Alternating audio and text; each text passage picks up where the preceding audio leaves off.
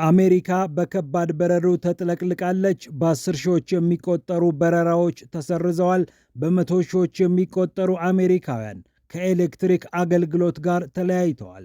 ከተሞች፣ ግዛቶች እንዴት ይህንን በረዶ እንከላከል በሚል የተለያዩ መመሪያዎችንና ደንቦችን እያወጡ ይገኛሉ።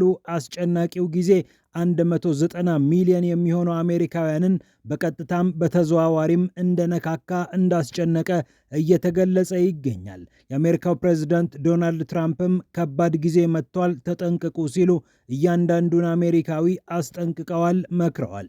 ጉዳዩን በስፋት እንመለከተዋለን። ይህ እንዳለ ሆኖ የኢትዮጵያ አየር ኃይል 9ኛ ዓመት ሲከበር ወደ ኢትዮጵያ የመጡት የጦር ጀቶችና በተለይ እነዚህን የጦር ጀቶች ይዘው የመጡት የተባበሩት አረብ ኤምሬትስ እና ሞሮኮ ጉዳይ መነጋገሪያ ሆኗል። የግብፅ ሚዲያዎች ኤምሬትስ ሞሮኮ፣ ሞሮኮ ኤምሬትስ እያሉ የተለያዩ ሀተታዎችን እየጻፉ ይገኛሉ። ታዋቂ የግብፅ ጋዜጠኞችም ይህ ነገር አስደንጋጭ እንደሆነ አልሸሸጉም። ኤምሬትስና ሞሮኮ እንዴት የጦር ጀቶቻቸውን ይዘው በኢትዮጵያ ተከሰቱ? ይህ ለግብፅ ምን ማለት ነው? በሚል ጥያቄ እያቀረቡ ይገኛሉ። ከተለያዩ ኢትዮጵያውያን ጋርም እልህ አስጨራሽ የሆነ የማህበራዊ ሚዲያ ምልልስ ውስጥ ገብተዋል። ጉዳዩን እንመለከተዋለን። በተለይ ኢትዮጵያ ልትፈጥረው ትችላለች ተብሎ የተጠበቀው ስትራቴጂክ ጥምረት ግብፅን እንዴት እንዲህ አድርጎ አሰጋት የሚለውን ጉዳይ በስፋት እንዳስሰዋለን። ፒያሳ ኔትወርክን ስትከታተሉ ሁሉንም በጥልቀት ታገኛላችሁ። ፒያሳ ኔትወርክን ሰብስክራይብ፣ ላይክ እና ሼር በማድረግ የፈጣን የተአማኒና የጥልቅ ዘገባዎች ቤተሰቡን ስንል በአክብሮት ጋብዘናል። አሁን ወደ ጉዳዮቻችን አለፍን። ከባድ በረዶ ተጥለቅልቃለች። በ10 ሺዎች የሚቆጠሩ በረራዎች ተሰርዘዋል። በመቶ ሺዎች የሚቆጠሩ አሜሪካውያን ከኤሌክትሪክ አገልግሎት ጋር ተለያይተዋል ይላል የኤንቢሲ ዘገባ። ለኤንቢሲ ዘገባ የተለያዩ ግዛቶችና ከተሞች ጉዳዩን በተመለከተ አዳዲስ መመሪያዎችን እያወጡ ይገኛሉ። 37 የሚሆኑ የአሜሪካ ግዛቶች ናቸው በበረዶ ተጥለቅልቀዋል የተባለው። ሊያውም ከባድ በሆነ ንፋስ የታጀበ በረዶ። 190 ሚሊዮን የሚሆኑት አሜሪካውያን፣ ይህ ማለት ከግማሽ በላይ የሚሆኑት ማለት ነው፣ በከፍተኛው በረዶ ችግር ውስጥ እንደገቡ ተሰምቷል። ቅዝቃዜው ከኔጌቲቭ 10 በታች እየሆነ መጥቷል። በርካቶች እየተጨነቁ ይገኛሉ።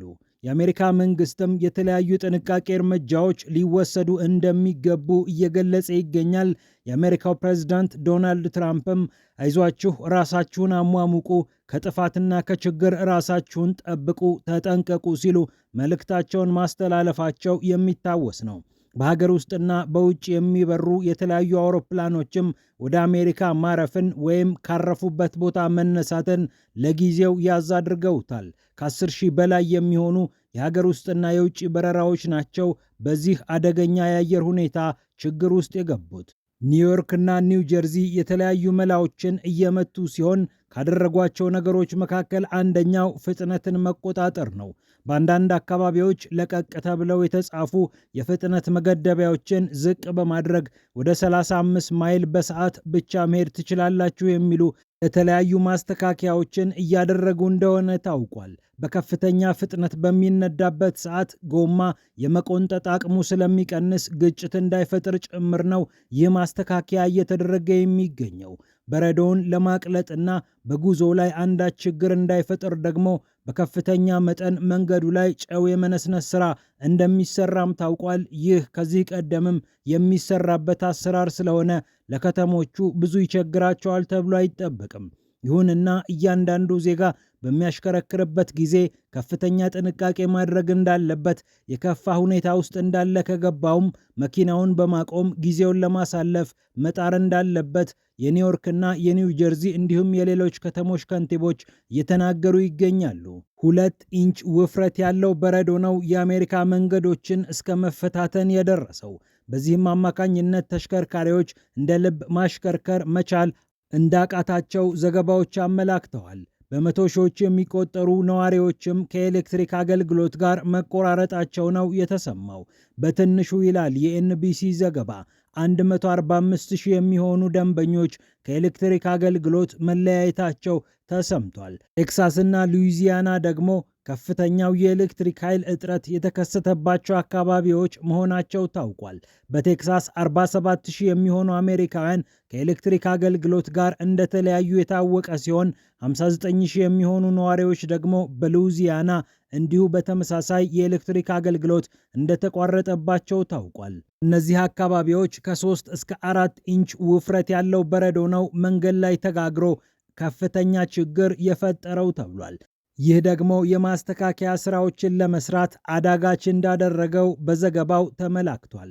የተለያዩ ምግብ የሚያቀርቡ ኩባንያዎችም ምግብ አምጡልኝ ብለው የጠየቋቸውን ደንበኞች ፍላጎት እያሟሉ አለመሆኑ ነው የተሰማው። ሌሎች አማራጮችን ለመከተል እየተገደዱ እንደሆነም ታውቋል። በርካታ ስጋቶች ያሉባቸው ግዛቶችም ከፍተኛ የሚባሉ እርምጃዎችን እየወሰዱ ሲሆን 17 የሚሆኑ የአሜሪካ ግዛቶች አደጋ ውስጥ ገብተናል ብለው የአስቸኳይ ጊዜ አዋጅ እንዳወጁም ተሰምቷል። አሜሪካው ፕሬዝዳንት ዶናልድ ትራምፕም እነዚህ አስቸኳይ ጊዜ አዋጅ ያወጁ ግዛቶችን እንደግፋቸዋለን፣ ችግራቸው ይገባናል ሲሉ ችግራቸውን አረጋግጠውላቸዋል። ከ17ቱ ግዛቶች መካከል ቴነሲ፣ ጆርጂያ፣ ሰሜን ካሮላይና፣ ደቡብ ካሮላይና፣ ሜሪላንድ፣ አርካንሳስ፣ ኬንተኪ፣ ሉዊዚያና፣ ሚሲሲፒ እንዲሁም ቨርጂኒያ እንደሚገኙበት ነው የታወቀው። የፌዴራል የአደጋ አስተዳደር ኤጀንሲ ከጎናችሁ ይቆማል ሲሉ የአሜሪካው ፕሬዝዳንት ዶናልድ ትራምፕ ተናግረዋል። በረዶውን ለመቋቋም የሚወጡ ወጪዎችንም 75 በመቶ የፌዴራል መንግስት የሚከፍል ሲሆን ቀሪውን የአካባቢው ግዛቶች ወይም አስተዳዳሪዎች እንደሚሸፍኑ ነው የታወቀው። ይህ እንደተጠበቀ ሆኖ ወደ ቀጠናችን ወደ ሀገራችን ጉዳይ ስንመለስ የግብፅ መገናኛ ብዙሃን በኢትዮጵያ ውስጥ የተካሄደውን የአየር ትርኢት በተመለከተ የተለያዩ ነገሮችን እያነሱ እየጣሉ ይገኛሉ። ዕውቅ የግብፅ ጋዜጠኞችም የዚህ ትርጉም ምንድን ነው ሲሉ የአየር ልምምዱን በተመለከተ በርካታ ነጥቦችን አንስተዋል። በተለይ የተባበሩት አረብ ኤምሬትስ እና ሞሮኮ በዚህ የአየር ትርኢት ላይ መሳተፋቸው ከምንም በላይ ደግሞ ወሳኞቹን የጦር ጀቶቻቸውን ይዘው በኢትዮጵያ ሰማይ መከሰታቸው ለግብፅ መገናኛ ብዙሃን ከፍተኛ ጭንቀት እንደፈጠረባቸው ማስተዋል ተችሏል። ማንም ሳይጠይቃቸው በኤክስ ገጾቻቸው ላይ እየወጡ እንዴት እንዲህ ይደረጋል? የግብፅ አየር ኃይል የት ነው? የግብፅ ደህንነቶች ይህንን ጉዳይ እንዴት ይመለከቱታል? እያሉ የሚጠይቁ የግብፅ ዜጎች፣ ጋዜጠኞችና ተንታኞች በርከት ብለው ተስተውለዋል። በማህበራዊ ሚዲያዎችም ላይ ከኢትዮጵያውያን ጋር ያላቸው ምልልስ አስገራሚ ሆኖ ተስተውሏል። የተባበሩት አረብ ኤምሬትስ እና ሞሮኮ በ9ኛው የኢትዮጵያ አየር ኃይል የምስረታ በዓል ላይ ተገኝተው ያስመለከቷቸው የጦር ጀቶች ብዙዎችን ሲያነጋግሩ መቆየታቸው የሚታወቅ ነው። የተባበሩት አረብ ኤምሬትስ ያሰማራቻቸው ሚራዥ 2000 የተባሉት ፈረንሳይ ሰራሽ የጦር ጀቶች እንዲሁም ቦይንግ ሰራሹ ኤኤች-64 አፓች ሄሊኮፕተር መነጋገሪያ ከሆኑት የጦር መሳሪያዎች መካከል የሚጠቀሱ ናቸው። ሞሮኮም ኤፍ-16 የጦር ጀቷን ወደ ኢትዮጵያ ብቅ ማድረጓ ምንድነው ጉዱ ብለው ግብጾች እንዲጠይቁ አድርገዋል። ግብፃዊው ጋዜጠኛ ካሊድ መሐመድ የተለያዩ አስተያየቶችን በመጻፍ ይታወቃል። ኢትዮጵያን በአባይና በተለያዩ ጉዳዮች ነክሰው ከያዙ ጋዜጠኞችና ጸሐፊዎች መካከል ግንባር ቀደሙ ነው። እንዲህ ሲል ጻፈ። ወታደራዊ ትርኢቱን ከተመለከተ በኋላ እነዚህ ሀገራት ይዘዋቸው የመጧቸው የጦር መሳሪያዎች በግብፅም የሚገኙ ናቸው። ምናልባት ኢትዮጵያ እነዚህን መሳሪያዎች አልታጠቀችም ብለን ልናስብ እንችላለን። ነገር ግን አንድ እውነት አለ።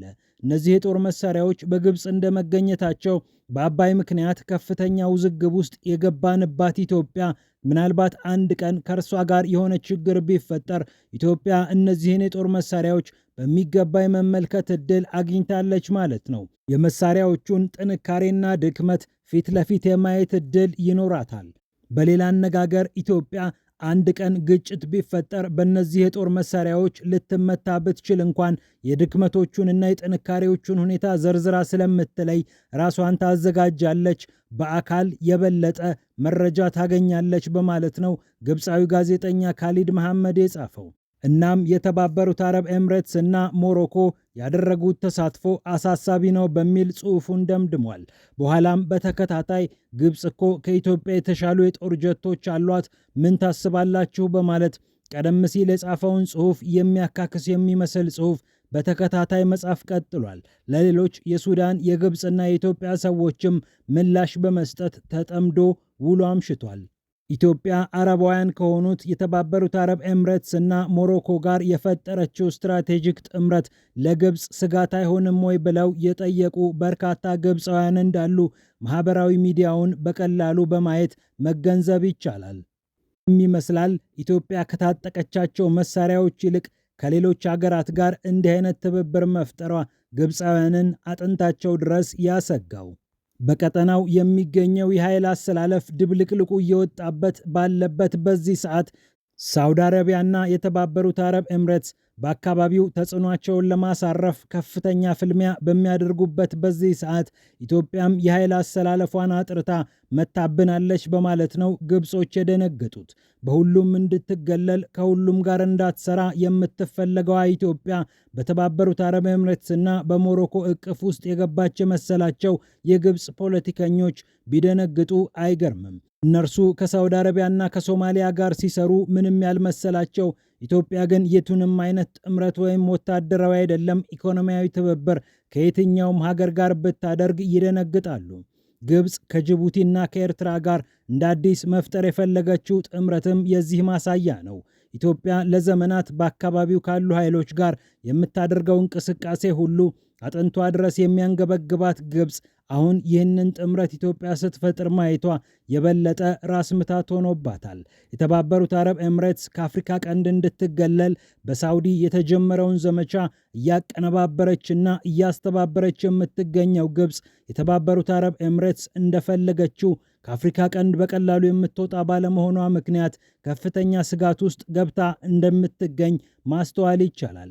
በየመንና በሱዳን ጥርግርግ ብላ ጓዛዋን ይዛ እንድትወጣ የተፈለገችው ኤምሬትስ ከኢትዮጵያ ጋር የፈጠረችው ጥምረት ግብፅንና ሳውዲ አረቢያን ማስፈራቱ አልቀረም።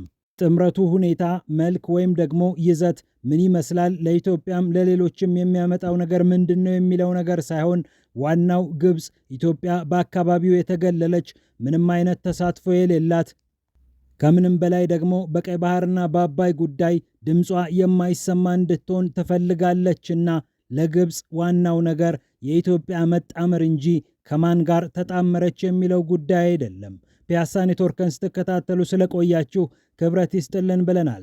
ፒያሳ ኔትወርክን ሰብስክራይብ፣ ላይክ እና ሼር በማድረግ የፈጣን የተአማኒና የጥልቅ ዘገባዎች ቤተሰቡን ስንል በአክብሮት ጋብዘናል። ሰላም ለዓለማችን።